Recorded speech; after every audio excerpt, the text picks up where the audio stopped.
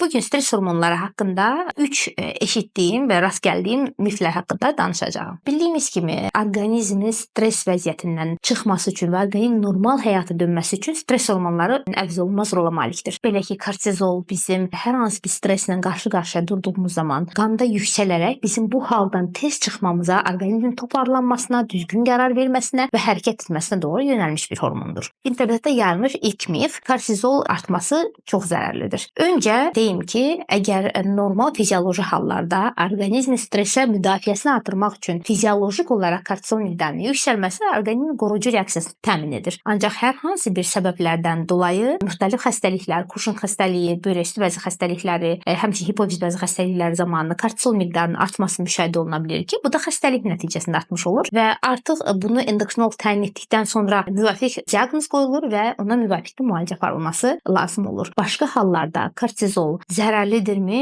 Bu bədənin fizioloji vəziyyətidir, fizioloji haldır və hər zaman da zərərli deyil. İkinci mif, kortizol yalnız stres zamanı yüksəlir. Kortizol stres hormonu olsa da yalnız stres zamanı yüksəlmir. Həmçinin ağır idman məşqlərindən sonra, uzun müddətli yuxusuzluqdan sonra və fiziki pasiv şəraitdən sonra kortizolun yüksəlməsi halları müşahidə oluna bilər. Ona görə də bu fizioloji hallar hesab olunsa da, bir də patoloji hallarda da yüksələ bilər və bu zamanda bunun fərqləndirilməsi də əlbəttə ki, həkim endokrinoloqlar tərəfindən aparılmalıdır. Üçüncü əsas mif, kortizolu endirmək lazımdır və bunun üçün də dərman maddələrinin istifadə olunmalıdır. İlk öncə kortizolun fizioloji və ya patoloji yüksəkliyi araşdırılmalıdır. Bunun üçün müxtəlif hormonal testlər aparılır. Hormonal testlərdən sonra kortizolun həqiqətən artıq ifraz olunması müəyyənləşdirilir. Bunun mənbəyinin hipofiz və yaxud adrenallar olduğu müəyyənləşdirilir. Artıq bundan sonra pasiyentə dərman maddəsimi yoxsa cərrahi əməliyyat məsləhətdirmi, buna qərar verilir. Ona görə də hər kortizolu müəyyən qədər yüksəlmiş pasiyentdə dərman təyin edilməsi